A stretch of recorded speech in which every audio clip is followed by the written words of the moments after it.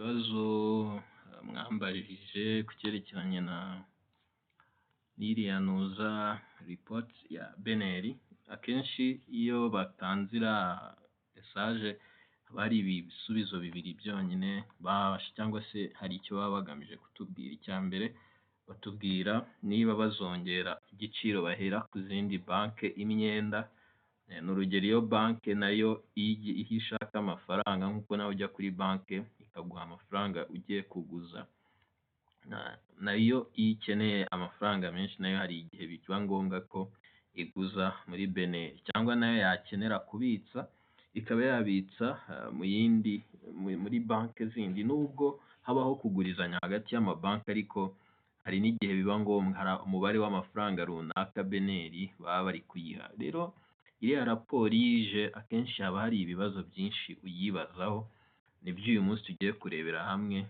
Icya mbere ni ukuvuga ngo iriya raporo mbere na mbere iyo ukiyibona, ikintu cya mbere abantu uhita ubona yaje ikurikiwe n'izindi statistique nziza. Ni ukuvuga ngo message ya mbere baba bakubwira ni ukuvuga ngo igihugu kiri kugira abantu benshi bari kuguza amafaranga. Ni ukuvuga ngo abarenga 1.5 miliyoni bagujije amafaranga, umubare wiyongereyeho 13%. Ni ukuvuga ngo na hafi abantu babiri bose mu bantu 10 baguzaga ubu bamaze kugera hafi kuri 13. Ni ukuvuga ngo ikintu cya mbere umuntu hano biba bisobanuye ni ukuvuga ngo ubu nibura niba 12 gutyo 12 hiyongereyeho umwe cyangwa hafi babiri, niko mu mibare tuba tugiye kubivuga. Ni ukuvuga ngo ahangaha aba ari inkuru ebyiri, ni inkota y'ubugi bubiri. Birashoboka ko ntago ntuza statistique zatweretse neza ni business zafashe inguzanyo cyangwa n'abantu ku giti cyabo. Impamvu tuvuga bino ubundi ni ibisanzwe yuko abantu business zifata inguzanyo kugira ngo zishyure, kugira ngo zongere ibikorwa, zongere akazi muri system. Nicyo ibi biba bishatse kuvuga mu buryo bwa mbere. Ariko hari n'ubundi buryo bwa kabiri bw'abantu baba bafata zino nguzanyo. Niba utari ubizi rero, iyo uri gufata inguzanyo ya Mokash urimo urafata inguzanyo ya banki yitwa NCBA. Ni ukuvuga ngo nawe niba urugero urimo amafaranga Mokash uri kubarwa muri iriya 1.5 miliyoni z'abanyarwanda bafite inguzanyo ziri muri action. Kandi amafaranga benshi baguza muri Mokash usanga igihe bagiye bafite urwego. Hari ibintu arabaguza kugira ngo akemure akabazo runaka afite, hari abaguza kubera ko umushahara utarashya akabagira ibyo. Ni ukuvuga buri wese afite impamvu aguza.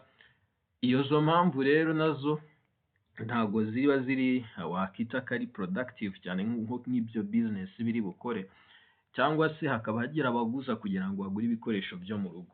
Ni ukuvuga nta mafaranga afite bakajya kuguza, mukajya muri systeme za make banki ikajya ariyo iba yabera garanti yo mukayishyura. Mwagiye mubona ko na banki ziri kugenda zifatanya, hari izifatanya n'amakampani acuruza imodoka kugira ngo abakiriya bazo bashaka amamodoka bayafate bagende bishyura make. Hari abafite bashaka kugura amazu. Ni ukuvuga ngo nubwo hari n'abafata inguzanyo kugira bishyure.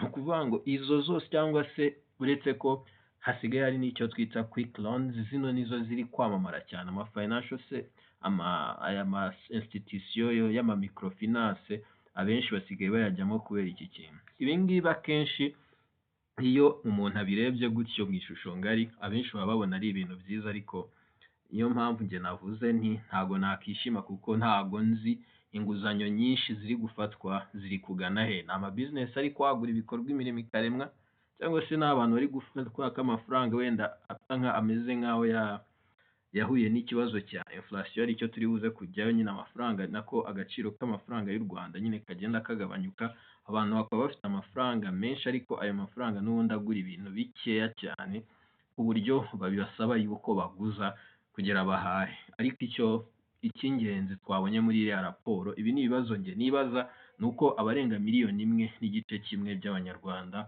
magingo aya bafite inguzanyo. Icyo ni icya mbere. Ikindi cya kabiri, banki zifite amafaranga menshi kabisa magingo aya, ari nayo mpamvu na beneri nayo ishobora kuba yongereye igiciro iheraho inguzanyo amabanki kugira ngo nayo azane amwe mu mafaranga bafite mu makofre yabo bayajyane mo hariya. Kwa ko iyo urebye banki zongereye amafaranga menshi zifite na ntuzo yaba na microfinance n'ibi bigega bya pansiyo byose byongereye amafaranga bifite. Ni ukuvuga ngo abantu nyine biba byerekana ko abantu bafitiye icyizere zino institution kuba bazi amafaranga yabo, kandi n'abantu nyine wenda bishimiye yuko basevinga muri banke bakabona inyungu bashaka, yewe n'abashyira muri za pansiyo kugira ngo bino bigo mujya mubona ngo ejo heza bikiri biki, byose nabyo abantu bari gushyiramo amafaranga batekereza ejo hazaza. So bisobanuye yuko amafaranga na banke nazo zirayafite menshi, ni nayo mpamvu banke y'igihugu igomba kongera reti kugira ngo ari amabanki abone ko bafite inyungu mu kubitsa amafaranga yabo muri BNR. Ariko nk'uko mwabyumvishe, abantu bafite inguzanyo nyinshi na banke zifite amafaranga, murumva hari ikintu gitangiye kugucangamo. Icyo kintu iyo gitangiye kugucangamo ni nacyo cy'ingenzi. Ni ukuvuga ngo bisobanuye yuko ibintu bishobora kuba byarahenze, kuko amafaranga ntiyaba menshi gutya ari uko ibintu bidahenze ku buryo bigusaba kuba ufite menshi kugira uhahe. Ni nayo mpamvu rero inflation cyangwa se izamuka ry'ibiciro mu kwezi kwa karindwi ugereranyije n'ukwezi kwa karindwi k'ubushize bihagaze kuri 7.3. Ni ukuvuga ngo ibintu byaguraga ibihumbi 10, ni urugero muri 2024 wahahaga uhahishije ibihumbi 10, iyo ugiye guhaha bigusaba kongera amafaranga 730 kugira ngo uhahe. Ibyo bisobanuye iki kuri banke y'igihugu? Iyo ishaka yuko bizamuka ry'ibiciro cyangwa se ibi bintu bibaho cyangwa se inflation bigomba kuba biri hagati ya 2.8, iyo bigeze aha ngaha ntabwo aba ari inkuru nziza. So ibi urebye neza rero ibintu byatumye ibintu bihenda, cyangwa se iyo urebye ikintu kiri kubitera cyane n'izi peteroli, nk'ibisanzwe niko byamye bimeze, nta cyahindutse. Ni peteroli barebamo, ni cyane cyane n'ibiryo abantu barya, cyane cyane zino bita fresh food, bino biryo apana bino byo biba byagize ukuntu bihindurwa, zino mboga urya cyangwa se inyanya n'ibiki, ibintu nk'ibyo ngibyo bigaragara yuko nabyo birimo birahenda. Ikindi kintu rero bisobanuye iki? Ni ukuvuga ngo wowe nk'umuntu bikugeraho gute? Ni ukuvuga ngo amafaranga ufite ntago agihaha nk'ibyo wahaga mu minsi ya mbere, yaba mu biryo urya, yaba transport utegesha, ndetse n'umuriro ukoresha, byose byarahenze. So ibi ngibi rero ni ikintu kibi cyane kiba kibayeho mu ngo zawe. Amafaranga arahari muri banke, ntuza n'abantu nyine bafite amafaranga, ariko ntago ari guhaha ibyo yari asanzwe ahaha. Niyo message biri muri ibi ngibi rero byahise bituma banki y'igihugu nyine, iyi niyo mpamvu mwabonye izamura bigera kuri 6.75. Bino bisobanuye iki? Ni ukuvuga ngo barashaka ko ziriya banki amafaranga zibitse, kubera ko abantu bari kuziha amafaranga nayo ibabikira, ikabaha buri mafaranga yose babahaye bakabungukira nabo 6.75. Ni nacyo biba bivuze rega. Ni ukuvuga ngo baragerageza kwigabanya amafaranga, n'abandi nabo babona amafaranga bafite nta kintu n'ubundi ari kubafasha, bongere bayasevinge mu mabanke. Kubera iki? Kubera yuko iyo nibura bibongereraho amafaranga nibura nka 13 gutyo, hafi 14% kuri saving abantu bandi bafite ama saving account. Abangaba rero birasobanura iki? Hari ukuntu biri butume igiciro cy'ubuzima nako cyo kubaho kigabanyuka. Kiragabanyuka gute? Ariko hari n'igihe bitanashoboka, kubera yuko ibi byose ni ibikoresho banke y'igihugu iyo ifite mu biganza byayo, nta kindi kirenze aha yakora. Ni ukuvuga ngo ni nayo mpamvu hari scenario nyinshi mu bukungu, ntabwo arizo tugiye kubigisha, ariko bo icyo batekereza, bo bumva ko nibazamura agaciro ka wenda bahera cyangwa se agaciro bahera inguzanyo banke ziratuma zibona yuko gusaba amafaranga muri BNR bihenze, noneho nanjye uguza banke, nanjye za banke nazo ziramba ndaba mbona ziri kumenda kugira ngo zimpe umwenda. Icyo gihe banke zirahita zituma abantu bajyaga guhaha biriya bintu kuriya bakoresheje inguzanyo basa nkaho bifunze, babe barekeye. Ibi birahita bimera gute? Birahita bituma abantu batwara amafaranga muri banki, wenda abumva abafite ubwoba bwo gushora no kugira ibindi bintu bayashoramo kugira adahomba, baraba bafite inyungu nyinshi zo kuba bayabitse muri banki, wenda hajyaho ayo make. Icyo ni icya mbere. Icya kabiri, abashaka kuguza nabo mu minsi iza barabibona yuko bigoye cyane, kubera yuko umuntu wundi noneho ufata inguzanyo yishyura buri kwezi we arababona amafaranga ari menshi cyane. Ikindi rero hano biragenda gute? Ni ukuvuga ngo BNR mu bitekerezo byabo baravuga bati bo baraba bagabanyije abantu baguza amafaranga bagiye kuyaspendinga, ni ukuvuga ngo bagiye kwikoreshereza ibintu wenda bidashobora kuba byadinga value muri economy. Ari nacyo nababwiye, bari abantu bose baguza miliyoni imwe n'igice kimwe, bose ntabwo ari ama business. Byanze bikunze hari abana bagujije, nakubwiye bari muri mo cash, bashobora kuba ari na benshi cyane, bashobora no kuba banazamura umubare baguje amafaranga, bamwe bikaba byarananiye kwishyura kubera yuko wenda ubuzima butagenze neza. Icyo rero biratuma abantu na business zisora amafaranga make.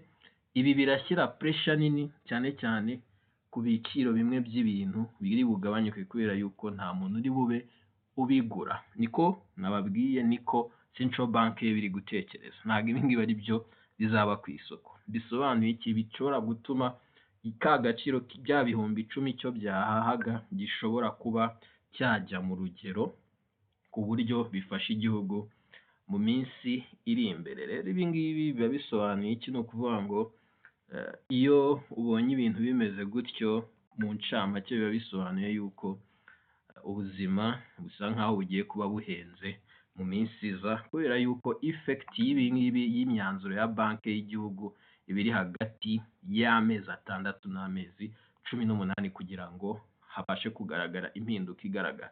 Namwe muranabibonerega, ntago babivuze uyu munsi nujya guhase urahita ubona ibintu byanditse, ntibishoboka.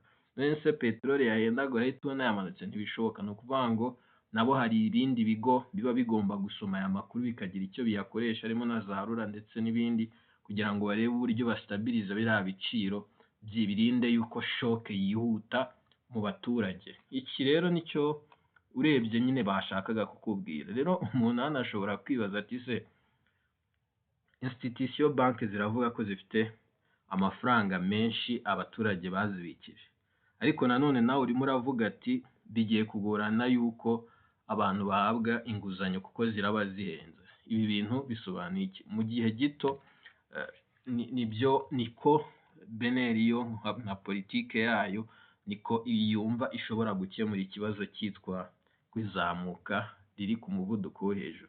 Mutekereje amafaranga menshi aba yari mu abantu twagera aho ngaho ucuruza yanormaliza yuko ibintu nyine niko bimeze, kuko arabona ko abantu baza. Ariko niba iyi bike nyicuruza kubera amafaranga hari abantu bose bakumva bayitunga, amafaranga n'aba make muri bantu barangira batekereze niba gutunga bike ari ngombwa cyangwa nzajya nkoresha telefone nsanzwe mfite ntaguze ngo njye nandika muri notes. Ibya bike ayagendaga bavuye. Ariko iyo urebye ibintu bitwara amafaranga cyane mu muryango akenshi ukabona byerekeranye n'ibiryo n'iki, ibi ngibi none ukanareba n'icyo twita effect of substitute. No kuvuga ngo hahandi uvuga tukavuga ngo ntago naryaga iki ko yagenze reka mbe ndye kino kubera ko ibintu byahenze. Hari igihe usanga n'ubundi byo shiftingaho n'ubundi nta effect cyangwa se nta kinyuranyo gihari, ugasanga ahubwo aho kugira ngo ureke kureka kino ngo umuceri ngo ujye ku bijumba, ahubwo biragusaba ko uzajya urya rimwe niba ari ibijumba gusa. Icyo nicyo nanone umuntu agomba kwitega. Ubu rero ni ukuvuga ngo buriya iyo urebye mu mibare neza, hari impamvu nyine zino institution zifite amafaranga menshi, kuko ni ukuvuga ngo muri iki gice cy'imari ni abantu bashobora kuba babitse hafi miliyari 10 z'amadolari ari mu bubiko bwabo. Izi ni za business nyine abantu basevinga, na za business zibitsa amafaranga muri za banki na sako, izi cyangwa se amafaranga ajya muri ibi bintu bita ngo ni za pension. No kuvuga ngo iyo abantu benshi bishimiye kuba babitsa amafaranga kurusha uko baba bayafashe, kubera yuko n'ubundi barabona niyo bayafite ntacyo arimo arabamarira. Rero ibi byose aba ari ibintu bigoye cyane banki y'igihugu, ariko no kuvuga ngo icyo yo yishakira nta bundi buryo ifite. No kuvuga ngo irazamura igiciro yahiragaho amafaranga zino banki twe tuguzamo, hanyuma nazo zite zituma amafaranga ziguriza nazo biraba bizigoye kubona amafaranga avuye muri Central Bank, ahubwo zo zirahita zibona ariya zibitse zajyanaho zigakorera ariya 0.25% bazibwiye, kuko turi kuvuga hariya miliyari zirenga 10 z'amadolari, bo 0.25 bayajyanye muri beneri n'urugero baba bari kunguka, ntago ari amafaranga make avuye muri twebwe twabahaye.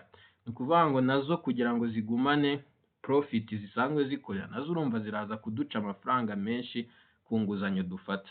cyane cyane ziribasira ba bantu baguza ibintu batagiye kuzana value muri economy. Ni ukuvuga ngo iyo uguze imodoka ushobora gukeka yuko wenda esanse izajya ishyira ukajya kuyigura, ariko ni ukuvuga ngo uko imodoka ziba nyinshi igiciro cya esanse hari igihe kitagabanyuka mu gihe ibiciro bitagenwa n'abaturage cyangwa se na market, ahubwo bigenwa na RURA. Hanyuma ikindi kintu nanone hano ureba,